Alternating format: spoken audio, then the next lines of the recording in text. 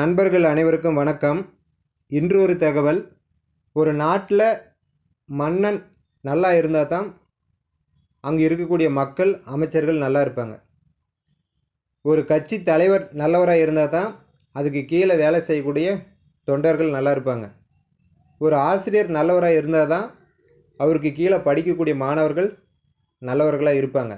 ஒரு வீட்டில் குடும்ப தலைவன் நல்லவராக இருந்தால் தான் அந்த குடும்ப உறுப்பினர்கள் நல்லவர்களாக இருப்பாங்க.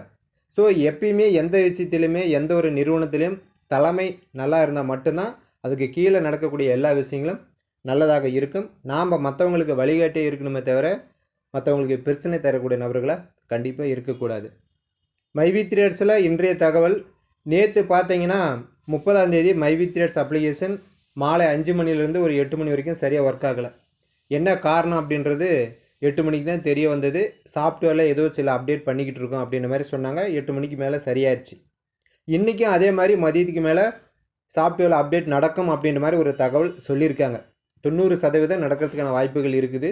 அதனால் உங்களுடைய சீலிங் அமௌண்ட்டை பார்த்து முடிக்கிறவங்க ஒரு 3 மணிக்கு முன்னாடியே பார்த்து முடிச்சிக்கலாம் அப்படின்ற மாதிரி சொல்லியிருக்காங்க. அதனால் யாரெல்லாம் இந்த வீடியோ பார்க்குறீங்களோ உங்களுடைய சீலிங் அமௌண்ட்டை சீக்கிரமாக அடித்து முடிச்சுக்கோங்க. மற்றபடி எம்டி சாரினுடைய வழக்கு எப்போ அடுத்த பெயிலுக்கு வரும் அப்படின்ற தகவல் இது வரைக்கும் தெரியல. ஸோ இது சார்ந்த நிறைய நபர்கள் நிறைய விஷயங்கள் சொல்லிக்கிட்டு இருக்காங்க, நீங்கள் பார்த்துக்கிட்டு இருக்கீங்க. ஸோ இது சார்ந்து உங்களுக்கு பெரிய விளக்கம் கொடுக்க தேவையில்லை. பெயில் எப்போ வருது கோர்ட்டில் அப்படின்ற மாதிரி ஒரு தகவல் கிடைச்சது அப்படின்னா கண்டிப்பாக நம்ம உங்களுக்கு தெரியப்படுத்தலாம். அதேமாதிரி மைவி த்ரேட்ஸை பற்றி நெகட்டிவாக பேசக்கூடிய நபர்கள் பல்வேறு விதமான கருத்துக்களெல்லாம் முன் வச்சுக்கிட்டு தான் இருக்கிறாங்க. ஸோ நாம் நம்ம நிறுவனத்துக்கு ஆதரவாக இருக்கிறோம், அவங்க கோட்பாட்டில் ஆதரவாக இருக்கிறாங்க. மற்றபடி வேறு எந்த பிரச்சனையும் கிடையாது. நம்மளுடைய வழக்கு கோர்ட்டில் விசாரணையில் இருக்குது.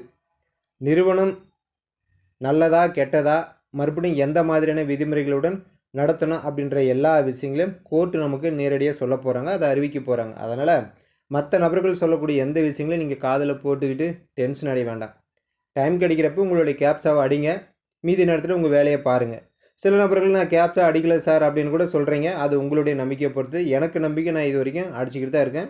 எல்லா மக்களும் பண்ணிக்கிட்டு தான் இருக்கிறாங்க. ஒரு சில நபர்கள் எம்டி வரட்டும் சார், பணம் கொடுக்கட்டும் அப்புறம் அடிச்சுக்கலாம் அப்படின்னு சொல்கிறாங்க. அது அவங்கவுங்களுடைய சொந்த விருப்பம். சரிங்களா? இப்போதைக்கு மைவி த்ரேட்ஸில் நீங்கள் செய்யக்கூடிய செயல் உங்கள் விருப்பத்துக்கு ஏற்ற மாதிரி உங்கள் கேப்சாவை நீங்கள் அடிக்கலாம். யார் சொல்லுவதை நீங்கள் நம்ப வேண்டிய அவசியம் இல்லை. எம்டி அவர்களுடைய வழக்கு சார்ந்த விஷயங்கள் வந்துச்சுன்னா கட்டாயம் கோர்ட்டில் தெரிவிப்பாங்க. கண்டிப்பாக நாமளும் அந்த விஷயங்களை உங்களுக்கு தெரிவிக்கலாம் அப்படின்றத இதன் மூலிமா சொல்லிக்கிறேன்.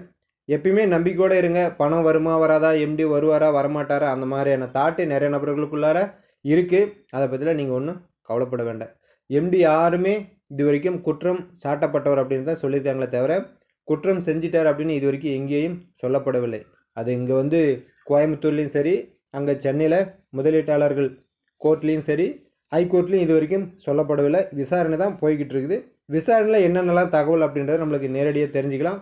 மற்றவங்க யார் சொல்கிறதையும் நம்பி நீங்கள் டென்ஷன் அடைய வேண்டாம் அப்படின்றத இதன் மூலிமா சொல்லிக்கிறேன்.